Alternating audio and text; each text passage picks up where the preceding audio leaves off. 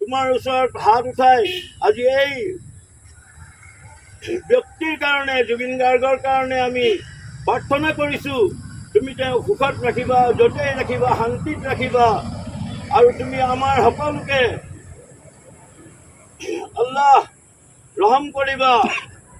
ইয়া আল্লাহ, যাতে আমিও সম্প্ৰীতিৰ পৰিচয়েৰে নিজকে বৃহৎ অসমীয়া জাতি হিচাপে গঢ়ি তুলিব পাৰোঁ, তাৰ কাৰণে আমি শক্তি দিবা। কাৰণ আমি খুজিব নাজানো, হে বিশ্ব ব্ৰহ্মাণ্ডৰ প্ৰতিপালক, আমি খুজিবলৈও শিকা নাই, আমি ইবাদত কৰিবলৈও শিকা নাই, আমি প্ৰাৰ্থনাও নকৰোঁ, আমি শিকা নাই। গতিকে আমি যি টুটা ফুটা, যি কম বেছি পৰিমাণৰ প্ৰাৰ্থনা কৰিছোঁ, সেই প্ৰাৰ্থনা তোমাৰ দৰবাৰত আমি পেশ কৰিছোঁ। তুমি আমাৰ এই প্ৰাৰ্থনা কবুল আৰু মঞ্জুৰ কৰি লোৱা। ইয়া আল্লাহ, কবুল আৰু মঞ্জুৰ কৰি লোৱা। ইয়া আল্লাহ, কবুল আৰু মঞ্জুৰ কৰি লোৱা। আমিন। চবেই হাত দাঙক এই বিশ্ব ব্ৰহ্মাণ্ডৰ পালনকৰ্তাৰ ওচৰত, যিজনৰ হাতত সকলো আছে, যিজনে আমাক সৃষ্টি কৰিছে, যিজনে আমাক এই পৃথিৱীৰ বুকুত জীয়াই থকাৰ শক্তি দিছে, সেই মহান পৰম কৰুণাময়ৰ ওচৰত আমি প্ৰাৰ্থনা কৰিছোঁ, আমি হাত দাঙিছোঁ।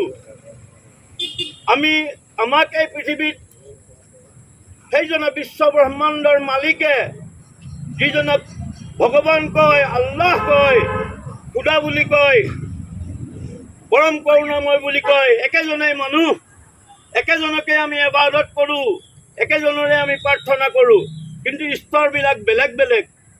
আমি হাত দাঙিছোঁ, কাৰণ আমিও পৃথিৱীত আছোঁ, আমিও বহুত পাপ কৰিছোঁ।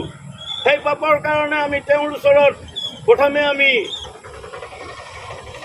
এই পাপখিনি যাতে আমাৰ নাইকিয়া কৰি দিয়ে, আমাৰ আত্মা যাতে শুদ্ধ কৰি দিয়ে, তাৰ কাৰণে আমি আজি পৰম কৰুণাময়ৰ ওচৰত হাত দাঙি ভিক্ষা খুজিছোঁ।